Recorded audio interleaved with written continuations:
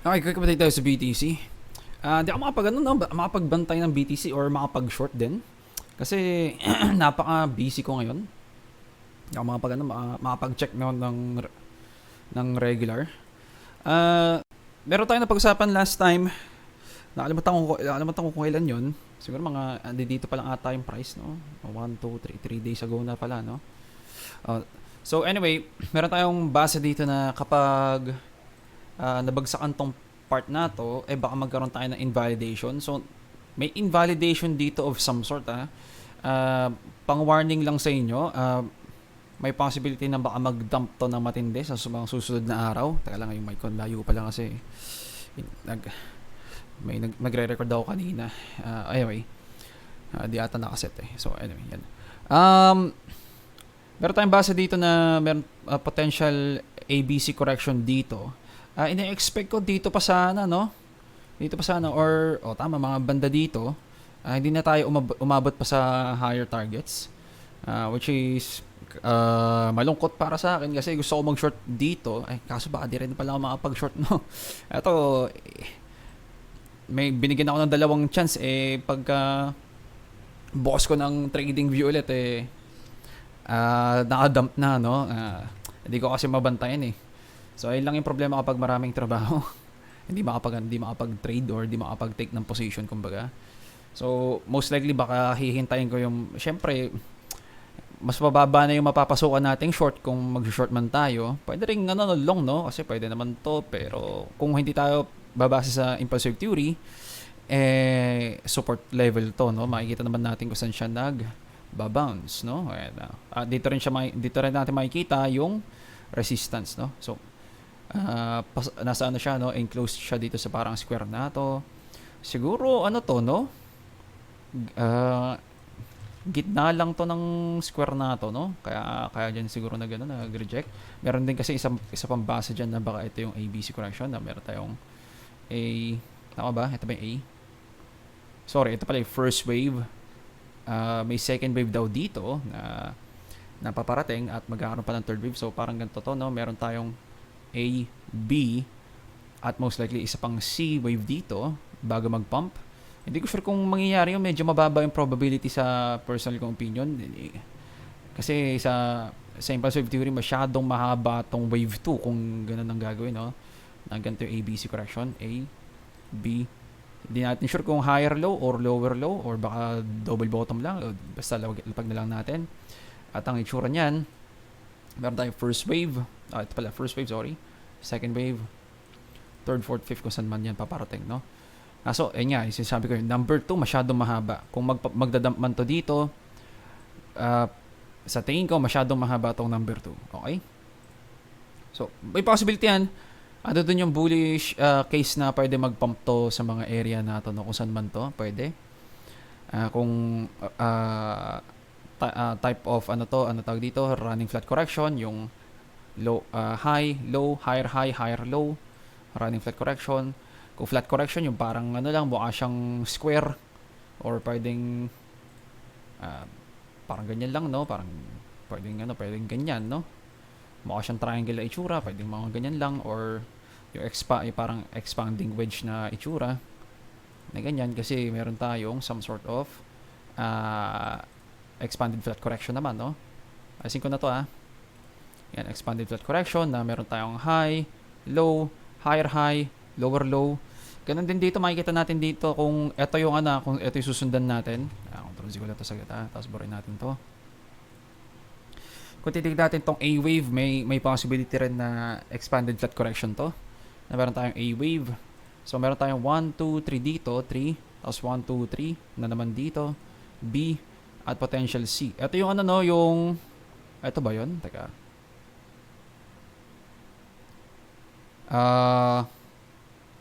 Ito ba yung may short ako dito last time at naiisip ko baka mag-dump na. Kasi meron tong parang 5 waves down. Mukha siyang may 5 waves down dito. So meron tayong 1, 2, 3, 4, 5 of some sort siguro dito. So possible tong ABC correction kasi ang C wave 5 waves lagi. So ang kakalabasan after na itong A wave na to, may B wave tayo. Dapat B wave 3 waves lang. May possibility 3 waves lang to, no? Medyo ano to, no? Medyo parang 3 waves nga. Medyo parang 3 waves nga. At ang C wave natin, possibly baka 5 waves na rin dito. Meron tayong 1, 2, 3, 4, 5. Or baka, baka may alternate bilang tayo na, or more like baka yung main bilang natin dito na ABC correction na malaki. Yung A wave, B wave, C wave na ganito. Ito yung ano natin, yung sa atin talaga.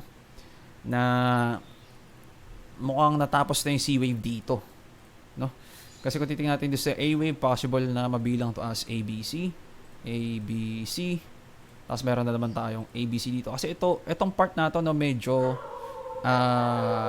kung sa longer time frame natin titignan, mukha tong 3 waves lang. Meron tayong A, B, C, potential, o baka dito yung A. Dito pala yung A, no? Natatandaan ko dito yung A, at dito yung B. At mukhang magta-third wave tong C. Ang problema, nag-pump na siya.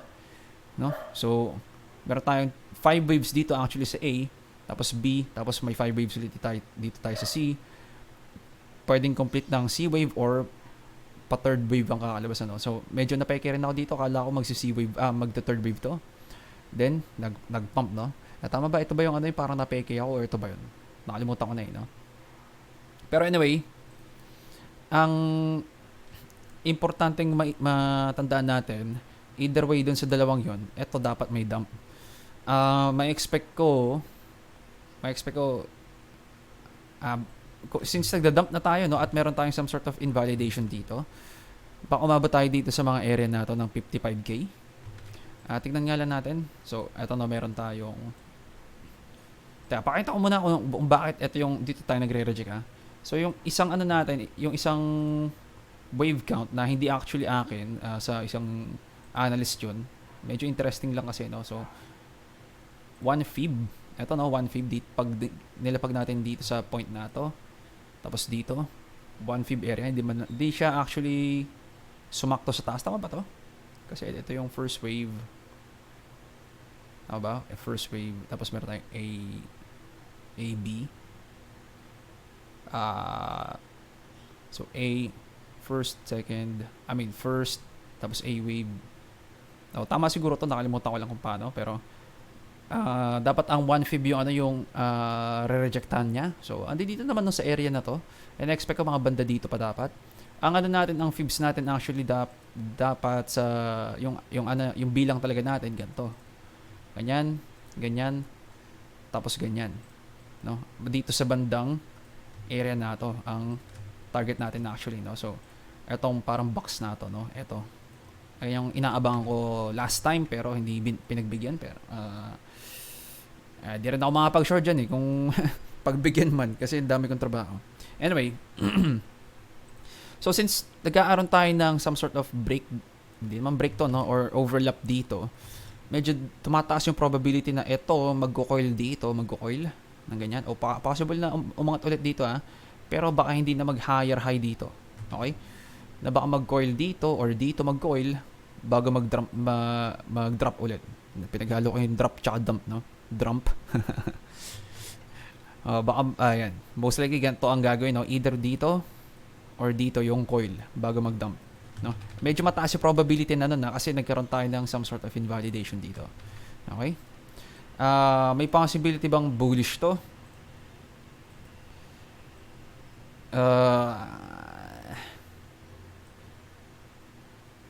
Leading diagonal? Leading diagonal. So, ganun pa rin naman, no? Magdadump pa rin naman dito, no? So, ganito ang itsura kong leading diagonal. Meron tayong 1, baka dito yung 1, no?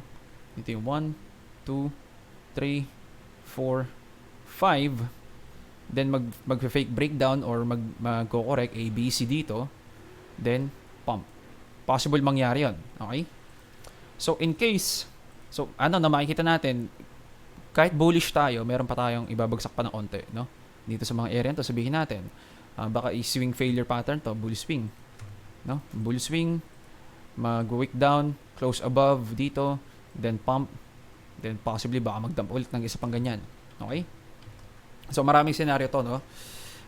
Since maraming scenario, which is Thankful ako na maraming senaryo kasi di ako makakapag-trade. Ang dami ko kasi ginagawa. Di ko mababantayan eh. So, mas maraming possibility sa ngayon para sa akin para di ako makapag-trade ng maayos, no? Or more like, hindi ko actually papansinin tong trade na to kung meron man chance mag-trade dito, no? Di ko papansinin kasi marami tayong senaryo. So, meron tayong senaryo yung paganto, magpa-pump, then magdadump na naman, tapos pump. Meron tayong senaryo na ano ba tawag dito? Dito na yung start na dito yung potential C wave, yan C wave, or dito yung C wave, or dito yung C wave bago mag-pump daw kasi meron na tayong completion ng ito pala ito, no? A, B, C correction. Magulo na yung drawing. Teka, brain ko lang saglit meron tayong A, B, C correction, then pump, ganyan. So etong mga ito, yan, meron tayo dito na babagsak, meron tayo dito na may possibility dito rin babagsak. Meron tayo isa pang yung mas bias kong basa, yung yung bearish na ABC complete potential na to. Ang problema lang kapag tumama to, malulungkot ako kasi di ako nakapag-enter ng short at breakdown. Ito yung yung completion ng ABC correction ng move na to. Kalabas na. Meron tayong leading diagonal 1, 2, 3, 4, 5. Then, A, B, C correction papuntang third wave na impulse. Malakas na dump yun ang labasan. Or pwedeng C wave rin, no? So, ibig sabihin, possible na maging control Z ko lang saglit, yan. Sorry. Na ganito possible na ito yung gagawin. Na meron tayong A wave na malaki, meron tayong B wave na malaki. Actually, titignan natin to sa fibs, no? Kung 618 area to, or 786 nag-reject, baka dun yung dun yung rason kung bakit tayo nagre-reject dyan, no? Then C wave, ganyan possible. So check lang natin yung retracement natin. Wala dyan hanggang dito sa ilalim 67, wala pa no? Di pa na-reach, no? Pero lumalagpas-lagpas tayo ng 618, no? Okay. So wala tayong makitang significant rejection or rason bakit nagre-reject dito, maliban lang dun sa kung dito yung first wave at dito yung A wave, B wave. Okay? Yung ganito no kanina, yung 1 tapos A, B, C pump. Okay? So pinakita ko na kanina na yung fib extension na ganito, ilalim, itaas, tapos ilalim, 1 fib. Okay? Baka yan yung sinusundan, may possibility, no? So, eto no, pwedeng yung yung isang yung basa nating bearish, possibly ganito ang gawin, or baka yung mas malaking reversal na baka magkaroon tayo ng mas malaking type of ABC correction. So, expect natin, hindi pala hindi ABC correction gagawin kung in case lang na magdadump ng matindi, no? Kasi meron tayong base dito na etong buong to baka napakalaking ABC correction. Okay? Tatandaan natin every time nag-rate cut, no? Nag-rate cut na, no? Syempre, medyo bullish pa na onte. Pero yun nga, no, baka medyo naiintindihan na ng mga tao na baka maraming problema sa economy at magkaroon tayo ng ng recession kumbaga, no? Pero hindi ko pa sure, wala pang hindi ko alam kung magdadump ba tayo o hindi, pero ang basa ko so far at least sa longer time frame possible pa rin tong correction na to kasi ang B wave lagi 3 waves to, laging 3 waves.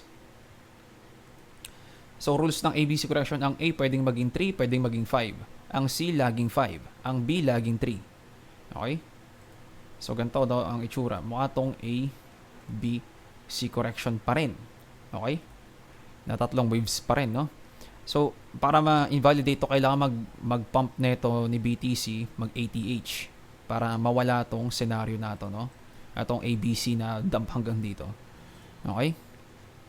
Na-double click ko. Sorry. Yan. So, kapag kapag ganito ang gagawin, expect natin, hindi pala... Meron possibility ng ABC correction kasi meron tayong first wave possible first wave, sorry. Nauutol ako.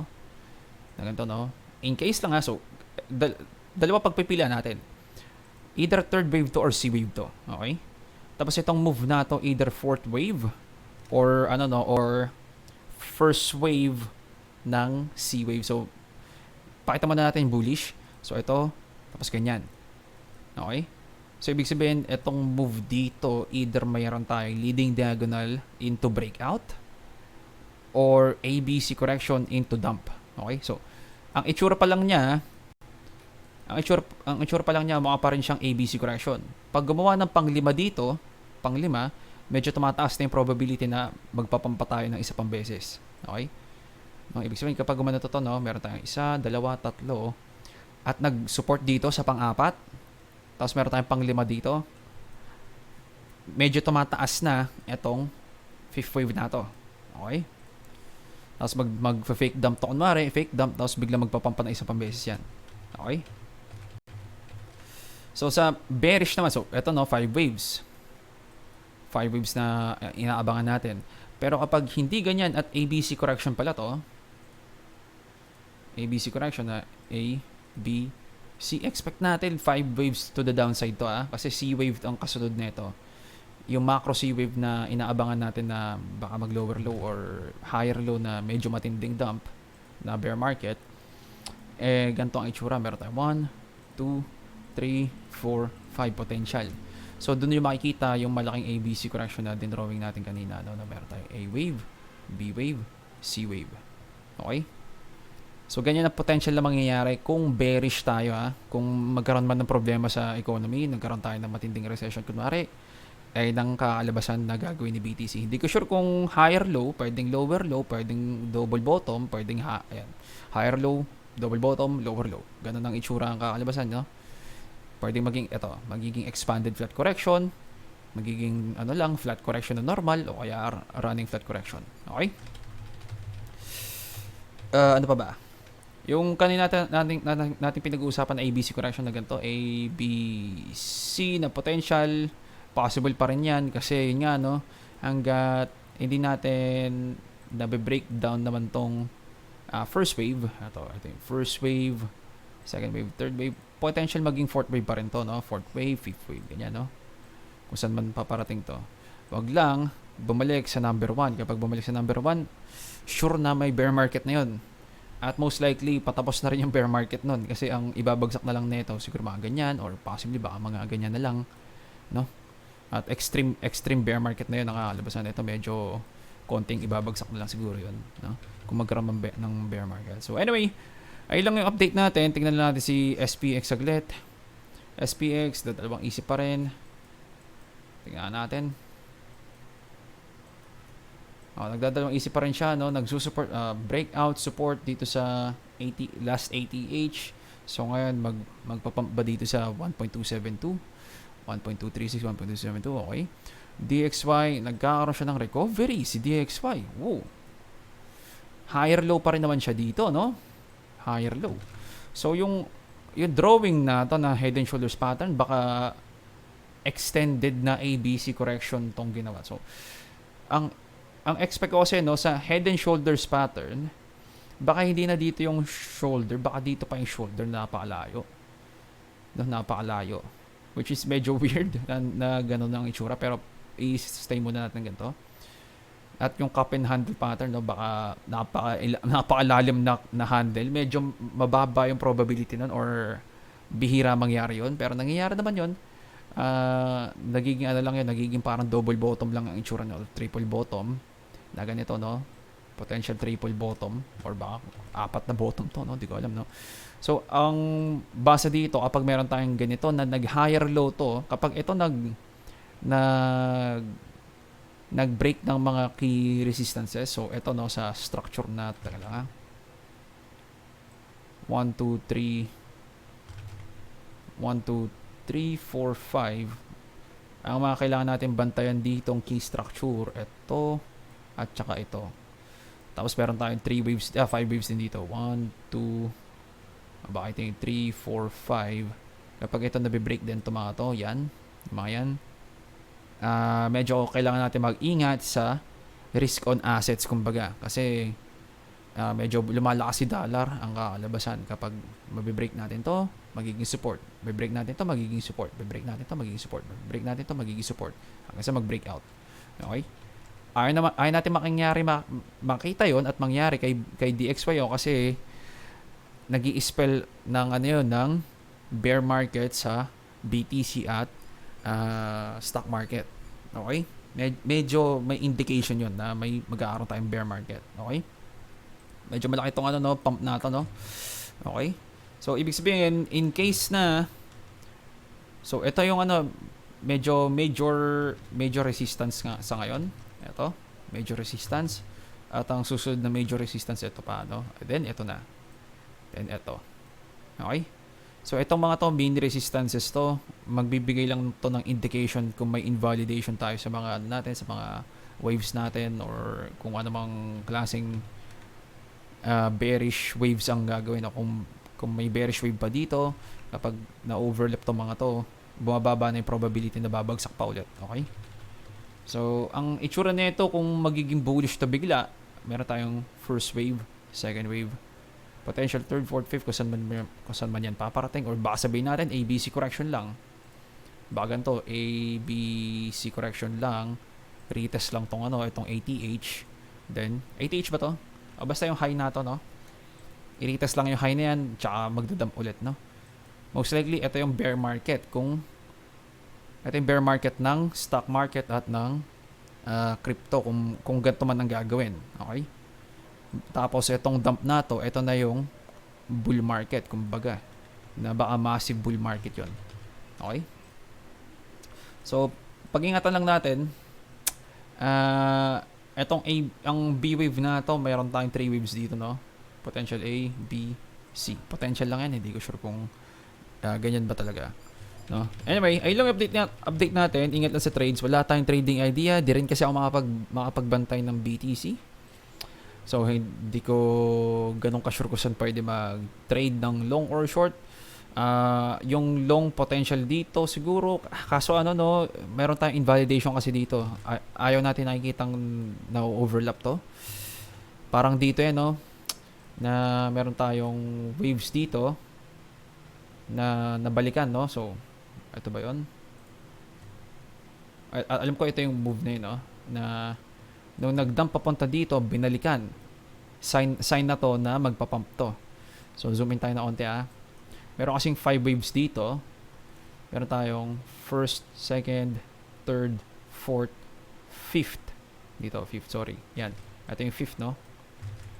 Ito ba? O, ito ba? Ito pala, no? 1, 2, 3, 4, 5. Sorry, ito pala. 5. Okay? So, kapag ito nabalikan, kasi no? Ang 5 waves na to, first wave. Okay? Meron tayong second wave, meron tayong potential third wave kung magkakaroon man, no? Binalikan. Ito, binalikan nito. Nag-overlap. Bawal na mag-dump ulit to. Okay? Kapag binalikan. No? Medyo di ko pa sure to, no? Kasi parang mini wave pa to sa itsura nito. Pero since nag-overlap na ng 3 beses, ito pa nagkaroon pa tayo ng close above, bumababa na yung probability na magdadump pa yun. So, ano nangyari? Nagpump nga, no? Yan. So, ito, ganito rin to. Same situation. Meron tayo potential first wave dito. Sabihin natin first wave or A wave. First wave, second wave. Sabihin natin may third wave tayo dito. Mukha pa tong hindi ko sure, no? Pero etong fourth wave, bawal to. Bawal to, Ibig sabihin, bawal din etong fifth wave na to. Sabihin natin, ABC correction naman. Meron tayong A wave, B wave, C wave. Kapag nabibreak tong A wave na to, may confirmation tayo na C wave to at may dump na paparating dito. Okay? No? Ito kapag na-overlap na tong A wave. So, ganun din, So, tumataas yung probability na kung magpapump man to dito sa mga area to, ito kung saan man dito, sabihin natin kahit dito, most likely baka hindi niya na ma-higher high to at baka mag-dump to. Okay? So, yung long dito, kung hindi kayo nag-impulse wave theory, most likely baka baka ilolong nyo to, no? Pwede naman. Di ko sure kung possible din na mali yung basa natin ng impulse wave theory dito. So, pwedeng ilong to kung mali talaga yung basa ng impulse wave theory natin. Pero kung tama yung impulse wave theory natin doon, ang kakalabasan, higher chances na mag-dump to. Okay? So, ay lang ang update natin. Ingat sa trades sa GG's Boys.